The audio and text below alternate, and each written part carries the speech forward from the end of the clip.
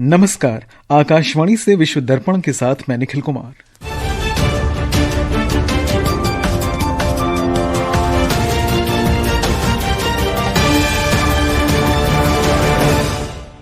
विदेश मंत्री डॉक्टर सुब्रमण्यम जयशंकर ने मॉस्को में रूस के राष्ट्रपति व्लादिमीर पुतिन से मुलाकात की।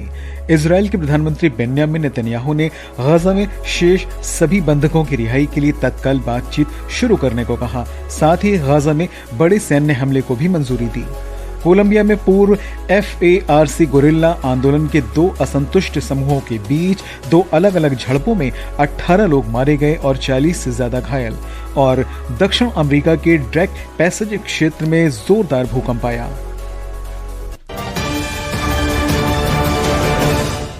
अब समाचार विस्तार से।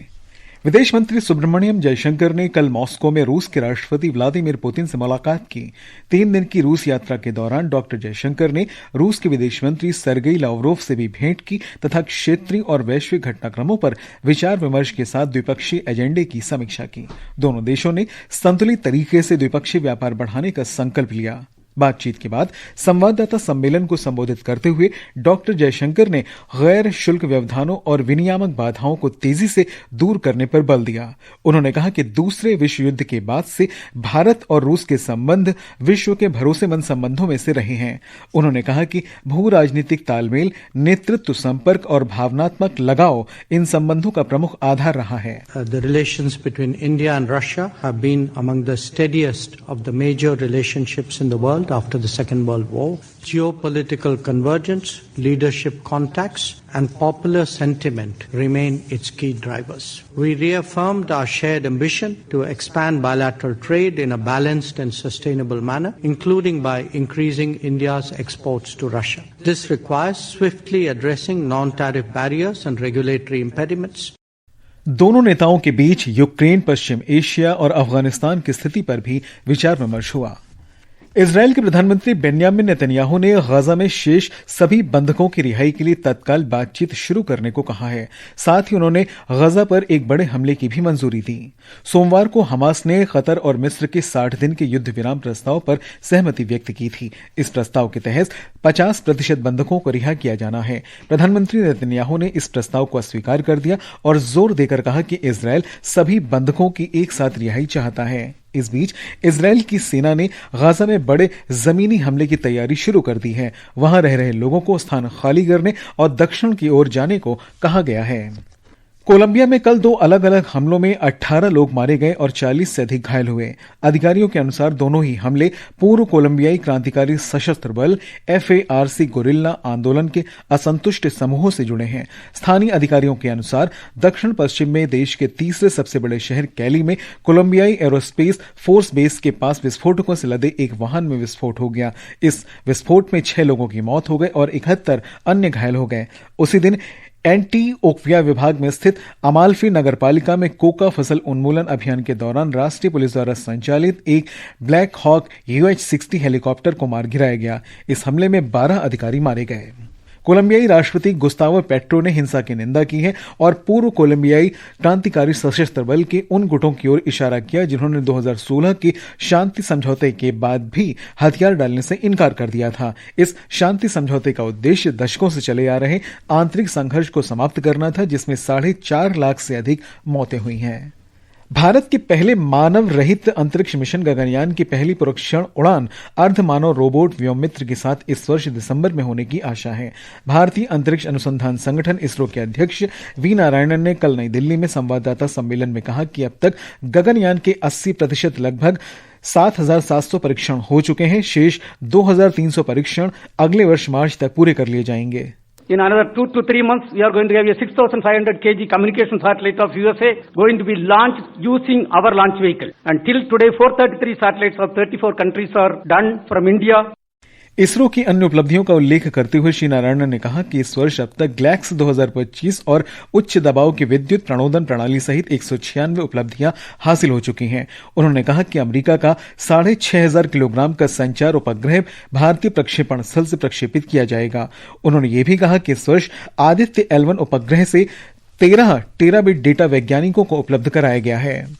विश्व दर्पण समाचार आकाशवाणी से प्रसारित किए जा रहे हैं। ताज़ा समाचार जानने के लिए आप हमारे social media handle @AIR News Hindi को फॉलो कर सकते हैं।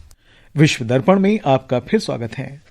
थाईलैंड में बैंकॉक की एक अदालत ने आज विवादास्पद अरबपति और पूर्व थाई प्रधानमंत्री थॉकसिन शिनावात्रा से जुड़े एक राजद्रोह मामले को खारिज कर दिया है। ये आरोप 10 साल पहले श्री थॉकसिन द्वारा एक दक्षिण कोरियाई अखबार को दिए गए साक्षात्कार से संबंधित है। अगर दोषी ठहराया जाता तो उन्हें 15 साल तक की जेल हो सकती थी।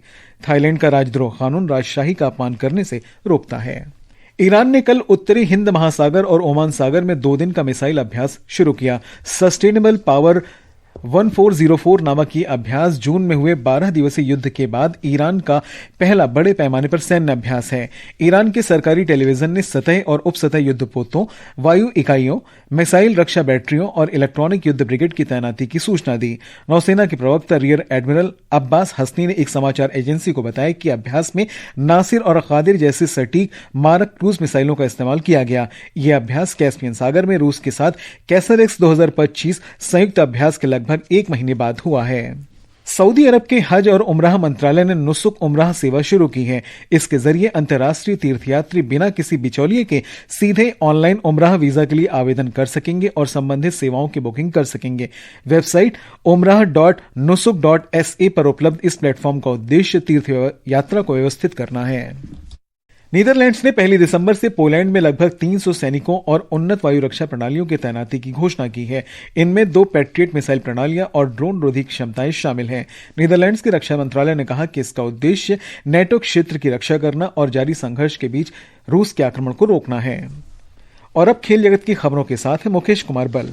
भारत ने बल्गारिया में आयोजित अंडर 20 विश्व कुश्ती चैंपियनशिप में कल 2 रजत पदक जीते। महिलाओं के 55 किलोग्राम भार वर्ग में रीना ने रजत पदक, उधर 76 किलोग्राम भार वर्ग के फाइनल में प्रिया मलिक ने भी रजत पदक जीता। इस बीच 2024 कैडेट विश्व कप चैंपियन और मौजूदा अंडर 20 एशियाई चैंपियन काजल ने 72 किलोग्राम वर्ग के फाइनल में प्रवेश किया। प्रतियोगिता में अब भारत के पदकों की संख्या 5 हो गई है, जिसमें 1 स्वर्ण और 4 रजत पदक शामिल हैं। उधर कजाकिस्तान में एशियाई निशानेबाजी चैंपियनशिप में कल रुद्राक्ष पाटिल, अर्जुन बबूता और किरण जाधव ने 10 मीटर एयर राइफल पुरुष टीम स्पर्धा में स्वर्ण पदक जीता। वहीं जूनियर वर्ग में मानसी रघुवंशी ने महिलाओं की कीट स्पर्धा में स्वर्ण पदक अपने नाम किया, जबकि यशस्वी राठौर ने रजत पदक पर कब्जा किया। और जम्मू कश्मीर के श्रीनगर में खेलो इंडिया वाटर स्पोर्ट्स फेस्टिवल में कल 17 वर्षीय मोहसिन अली ने अपना पहला स्वर्ण पदक जीता। डल झील में शिकारा चलाने वाले मोहसिन ने 1000 मीटर कयाकिंग प्रतियोगिता में 4 मिनट 12.41 सेकंड का समय लेकर ओडिशा और मध्य प्रदेश के प्रतियोगियों को हराया। उत्तर प्रदेश के विशाल कुमार ने पुरुषों की 1000 मीटर कैनो एकल में 4 मिनट 30.59 सेकंड का समय लेकर स्वर्ण पदक अपने नाम किया। महिलाओं की 200 मीटर कैनो एकल स्पर्धा में ओडिशा की रश्मिता साहू ने 53.59 सेकंड का समय लेकर स्वर्ण पदक जीता।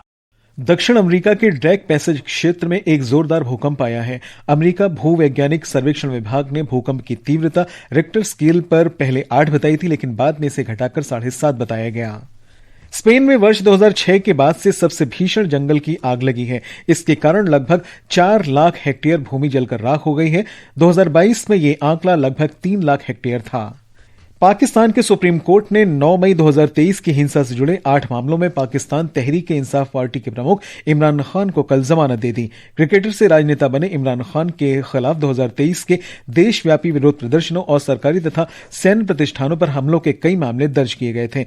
वो 2023 से जेल में है और सरकारी उपहारों से जुड़े मामले तथा 19 करोड़ पाउंड के भ्रष्टाचार के मामले में सजा काट रहे हैं।